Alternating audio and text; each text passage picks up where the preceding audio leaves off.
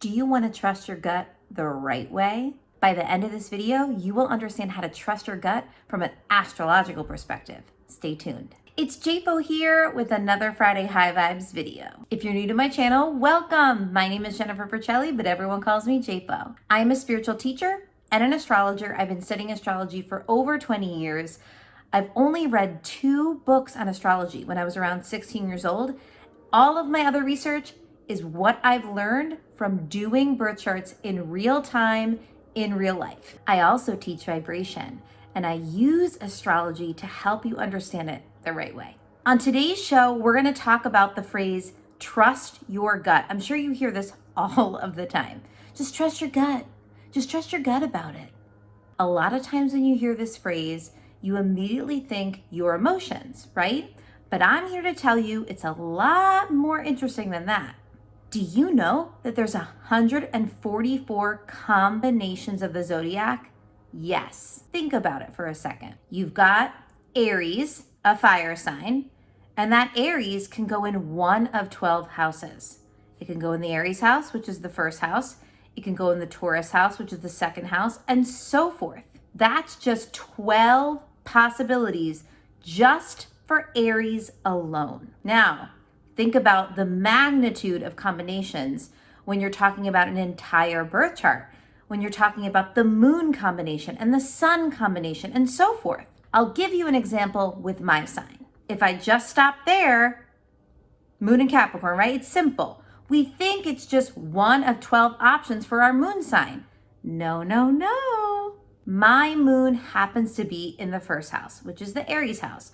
So whenever I'm going to read something like that, I'm going to read it as moon in Capricorn in the Aries house. See how there's 3 layers? So when you times 12 houses with 12 signs, you get 144 combinations of the zodiac. So when you're thinking of astrology in a birth chart, you want to recognize that the sun has 144 combinations. The moon has 144 combinations and so forth. Now for this video, we're gonna focus solely on the south node. Why is that? So the destiny line is the path of the moon and the path of the sun. They never meet, but they meet at one point in the north and one point in the south. The north is what you really, really want, and the south is what you do best. So the south node is your comfort zone, but it's not just your comfort zone. It's also your zone of genius. It can also be your downfall because we tend to overdose on the comfort zone, right? Because it's comfortable. Now, I've seen people's charts where they've gone too far to the destiny side of the chart and they're kind of overdosing on the destiny side. And that's a little bit of a different issue, right? When you're doing that, you're losing who you really are, the foundation of who you really are. When you're overdosing on the comfort zone side of the chart, you're completely holding yourself back from what you're here to do in your destiny. And really what you're doing is you're getting trapped in the negativity of that comfort zone versus the genius of that comfort zone. Yes, the comfort zone has a blessing and a curse attached to it. So does the destiny. So life is really this seesaw experience of the destiny line. Sometimes you're more in the comfort, sometimes you're more in the destiny, and it's really about balancing these two and having them work together. So when you are really doing that, what that means is that your comfort zone is the work you're here to do in this world. It's your zone of genius, okay? It's what you can do with your eyes closed. And once you really own that and really honor that, even the negative parts of it, right? Because when you go through something really hard, that can end up being a solution for someone else because you start to realize, oh, I went through this really hard thing, but I learned this lesson and now I can impart that lesson to others. So sometimes it's not just that it's our zone of genius, it's also sometimes our wound, and we take that wound and make it our greatness, and then our wound can be the wisdom we impart to others. Now the destiny side of the chart is more of kind of the reward. When you own that south node side and you give your gift and your genius to the world, then you can receive the destiny side and get what you really, really, really, really want. So that's how the two sides work. So when it comes to trusting your gut, how do we do it the right way? How do we use astrology and the south node to understand it correctly? Now, before I go into that, I want to know in the comments below, Do you know your south node sign? And if so, do you know what house it's in? So what you're going to do is, for me, mine is Aquarius in the second house. So I would put Aquarius in the Taurus house in the comments below. Please do that in the comments below so we can understand what you're working with. So here's where it gets really fun. We've got these 144 combinations of the zodiac, okay? But if you really were to break them down into categories, I'm not going to do that right now because that's a lot of math, you would find that there's a couple of different categories of energy. What are those categories? It's all based in the elements of astrology. And I talk about this all the time. It's my 1, 2, 3, 4 method. Spiritual energy moves into physical form. We have a thought about it. We have an emotion about it. We repeat the cycle. That is the creation cycle of the universe. And it's just in the first 4 elements of astrology. When you take the zodiac order and you go in order of the elements, you are seeing the creation cycle of the universe.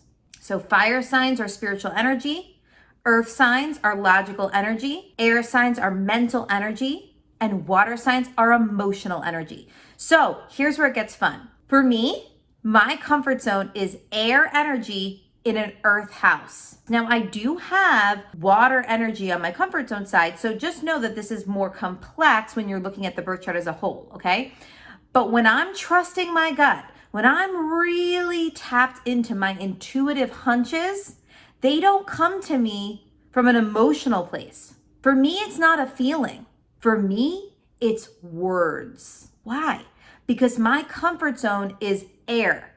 Air is the mental stage of the 1, 2, 3, 4. So everything that comes through me intuitively is words. Now, I have that air energy in a earth house, and I also have that cusp of my south node is a earth cusp, because for me the cusp of my second house is actually Capricorn.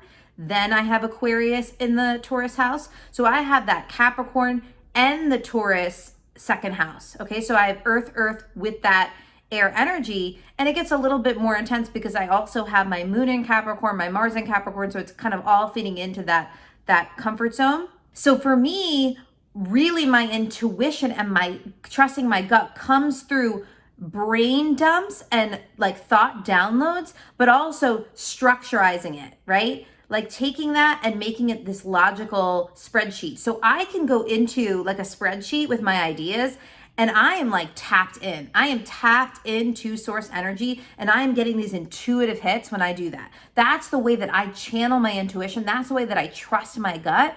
But not everyone is the same. We really try in this spiritual world to make everything the same. Trust your gut, everybody. Do it all the same. No, we all have a different way to trust our gut. Some people are going to have a water sign in a air house, right? Or some people are going to have an earth sign in a fire house. And there's all these different combinations when you're talking about the elements of astrology that's going to make everyone have a different way that they tap into their intuitive hunches. So maybe down the road, I'll do a future video on all the different specific combinations that could be possible of trusting your gut.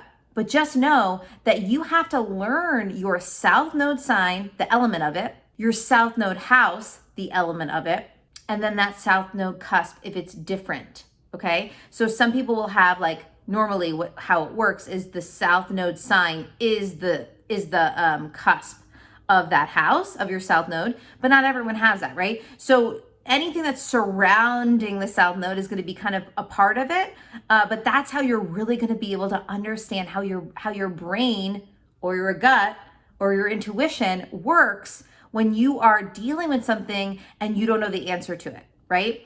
And it's also going to help guide you in where you get your energy, right? Do you get your intuitive hunches by going inward and being alone, or do you get those intuitive hunches by going outward? In my chart, how it works is my comfort zone is all on that side of the chart where it's me alone in my home and my private space. So for me, I get my best intuitive hunches when I'm alone. However, I'm learning social energy on my destiny side. I'm learning the relationship angle or the relationship house on my destiny side. I'm learning all of those relationship signs.